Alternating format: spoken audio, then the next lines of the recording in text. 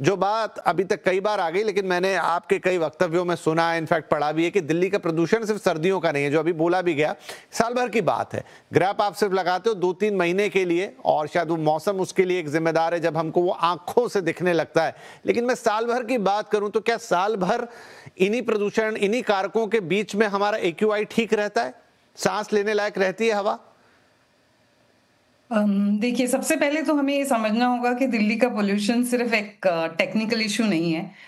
ये एक human crisis है। और मेरे ख्याल से सुप्रीम कोर्ट ने बिल्कुल सही कहा है कि ये ब्लेम गेम से कुछ नहीं होगा, और ये आप सही बात कह रहे हैं कि ये सारे साल रहता है।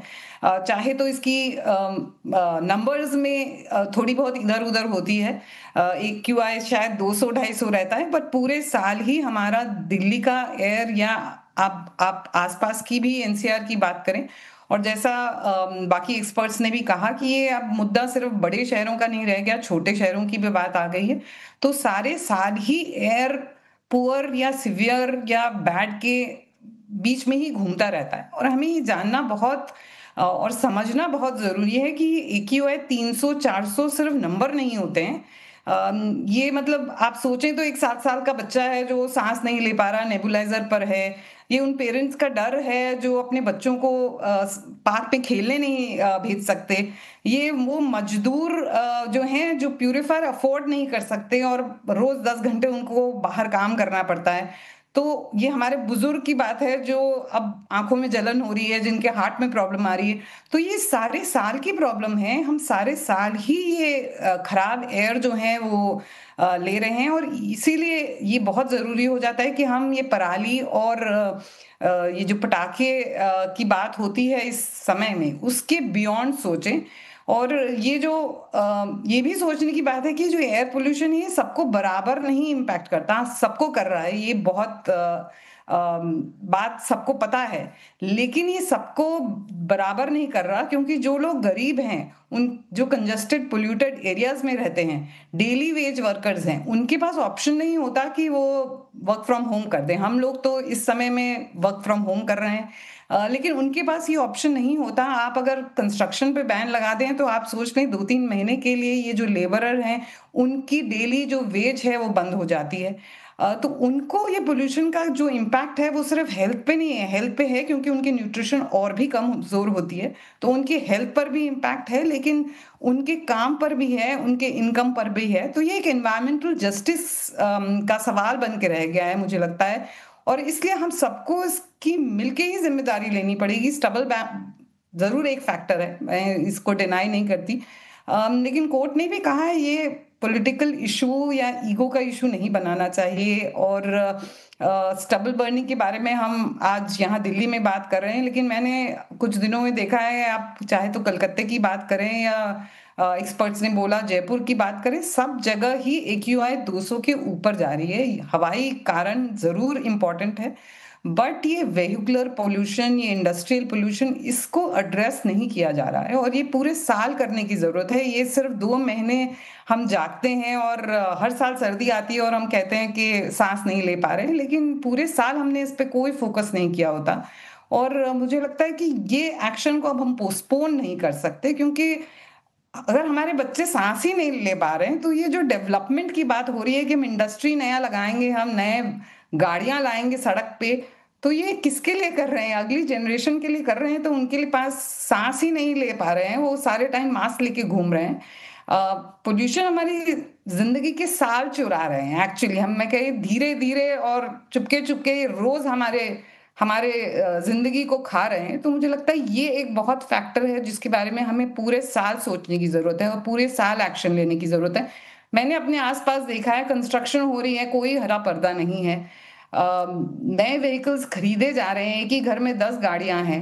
कहीं ना कहीं इन पे हमें रोक लगानी पड़ेगी। और इसी तरह से मेरे ख्याल से बीजिंग और लंदन की बात करें तो वहां बहुत इस तरह के मेजर लिए गए थे, और मुझे लगता है ये कड़े नियम, चाहे तो वो वोट्स के लिए कारगर ना हो, बट ये कड़े नियम लेने ही पड़ेंगे, कदम उठाने ही पड़ेंगे।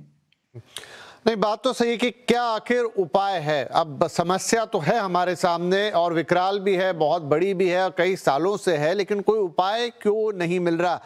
विजय जी, उपायों की तरफ अगर बढ़े तो दो चीजें समझ में आती हैं कि एक तो ये कि जो मैम ने कहा कि भाई नियम इतने कड़े बनाए जाएं, उनका नियम तो है शायद, लेकिन उनका इम्प्लीमेंटेशन इतना स्ट्रांग हो कि फिर वो हो और उसके नतीजे हमें नजर आए। और दूसरी चीज है, क्या उसके पैरेलल कुछ ऐसी एक्टिविटीज यानी एफॉरेस्टेशन या जो भी आप कर सकते हो, आप बेहतर हमें बताएंगे, पैरेलल एक्टिविटी करने की जरूरत है कि जो ऐसी चीजें जो प्रदूषण को सोखे, कम डैमेज करे, कम नुकसान पहुंचाए, पैरेलल साथ में चलती रहे कुछ ऐसी एक्टिविटी। तो ये दो लेवल की अप्रोच, ये कई बार बातें होती हैं इस तरीके की, लेकिन अब तक कुछ ऐसा होता हुआ नहीं दिखा। आप बताइए कि क्या किया जा सकता है।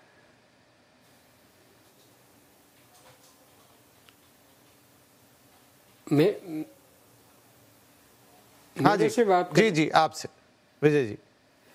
हाँ हाँ जी जी जी जी। इसका सीधा ना, हवा की दवा केवल पेड़ के पास है। ग्रीन कवर जितना बढ़ेगा उतना हवा शुद्ध होगी, साफ होगी। और यहाँ हम एनसीआर की बात करें, अभी दिल्ली की बात हो रही थी, दिल्ली के आसपास के जितने भी, चाहे गाजियाबाद हो, चाहे गुड़गांव हो, फरीदाबाद हो, पानीपत हो, ये एक तरह से डस्टबिन बन गए। ये यहाँ जितना भी जो वेस्ट होता है उसको जलाने का काम यहाँ होता है। दूसरा, जितनी भी है ना कंस्ट्रक्शन साइट है, वहाँ जितनी मशीनरी काम करती है, चाहे जनरेटर हो, चाहे जेसीबी हो, चाहे और भी सारे डीजल से चलने वाले मशीनरी होती हैं, और वो हम व्हीकल को तो 10 साल में बैन कर लेंगे यहाँ दिल्ली के क्षेत्र में, लेकिन वो कितने पुराने हैं, कोई देखता है क्या उनको, कोई मॉनिटरिंग करता है क्या? हम रेलवे को देखें, रेलवे के इंजन जो डीजल से चलने वाले हैं, उनके अंदर जो जनरेटर लगे हैं, वो डीजल कितना कार्बन मोनोऑक्साइड छोड़ रहे हैं। दिल्ली को जहरीला बनाने में ये जो कारक हैं, सबसे ज़्यादा तो है ना, हमने ये हम गुणगान कर रहे हैं इनका कि ये पॉल्यूशन, लेकिन इन पॉल्यूशन को ख़त्म करने का जो एकमात्र उपाय है, ज़्यादा से ज़्यादा वे एकदम ग्रीन कवर कर दें। हमने जो पेड़ों का जंगल होता था, वृक्षों के जंगल पे हम कंक्रीट का जंगल बनाते जा रहे हैं, तो AQI कैसे ठीक हो जाएगा? हवा शुद्ध कहाँ से मिल पाएगी? हवा, वातावरण कैसे शुद्ध हो पाएगा? हमको जो सोचना है कि अगर हमें सांस भी लेनी है तो सांस 3 सेकंड के बाद जो हमें सांस लेनी है वो हमें कहाँ से लेनी है, उसका इंतजाम हम खुद नहीं करते हैं ना। हमको खुद करना चाहिए। हम खाने का इंतजाम, आने जाने का इंतजाम, सारे इंतजाम, पीने का इंतजाम खुद करते हैं ना, सारे साधन जुटाते हैं ना। जिनके बिना जिंदा रहा जा सकता है उनके लिए हम दिन रात एक करते हैं, सीधे उल्टे सारे काम करते हैं, लेकिन जिसके बिना जिंदा नहीं रहा जा सकता उसके लिए हम तो चिंता भी नहीं करते, उसके बारे में सोचते भी नहीं कि हमको अगली जो 3 सेकंड के बाद जो हम सांस लेने वाले हैं। एक दिन मैं कोविड के टाइम के याद करूं तो कोविड के टाइम पे ऑक्सीजन बिल्कुल ठीक हो गया था, कोई बीमार भी नहीं हुआ था।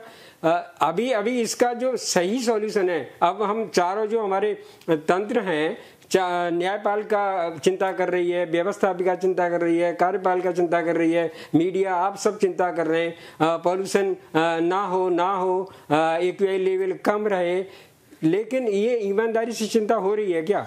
हम व्यवहारिक रूप से क्या कर रहे हैं? केवल हम पॉल्यूशन का गुणगान कर रहे हैं कि पॉल्यूशन हो गया, ये हो गया, वो हो गया, लेकिन इस पॉल्यूशन को कम कैसे करेंगे? क्या हमने कोई संकल्प लिया कि हम अपने घर में जो एयर प्योरीफायर लगे हैं उनको ख़त्म करें? अरे हम तो जो जितने ये पॉलिसी मेकर हैं, यहाँ दिल्ली में बैठ के जो बात हो रही है, पॉलिसी बना रहे हैं कि कंस्ट्रक्शन साइट पे ये होगा, ये होना चाहिए, वो होना चाहिए। कंप्लाइंस तो करने वाला वो है ना, उसे तो पैसा दिखाई दे रहा है, बिना खर्च करे चाहे किसी को AQI लेवल 1000 पहुँच जाए, और यहाँ तो पहुँच भी जाता है। अभी आप जैसे UAE की बात कर रहे थे, UAE में जो कानून है, कानून तो यहाँ भी है, लेकिन वहाँ का कानून से लोग डरते हैं, कानून को खुद फॉलो करते हैं। यहाँ वालों को कानून तोड़ने में मजा आता है, और जिसने जितना बड़ा कानून तोड़ा उतना अपने को ज़्यादा एक स्टेटस मान के चलता है कि मैंने ये इस कानून को तोड़ा है। तो ये जो मानसिकता है, और पर्यावरण के लिए तो हमें सबको आगे आना होगा।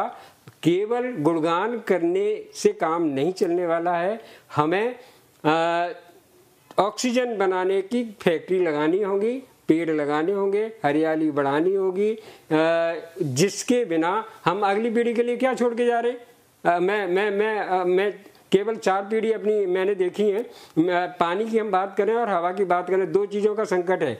पानी, मेरे दादाजी के समय पर नदी का पानी प्रयोग होता था, मेरे पिताजी के समय पर कुएं आ गए थे, कुएं का पानी हुआ, मेरे समय पर हैंडपंप आ गया, मैंने हैंडपंप का पानी पिया, मेरे बच्चे आज बोतल का पानी पी रहे हैं। अगली पीढ़ी क्या? ऑक्सीजन ऐसे ही ऑक्सीजन है, और आज से ना 100 साल पहले ऑक्सीजन की मात्रा वायुमंडल में 36% हुआ करती थी। कोई बीमारी इस वजह से तो नहीं होती थी, ऑक्सीजन है। कोविड में हमने ना पेड़ के नीचे बेड लगाए थे ना, जब हॉस्पिटल में बेड नहीं मिल रहे थे, तो पेड़ के नीचे वो ठीक भी हुए।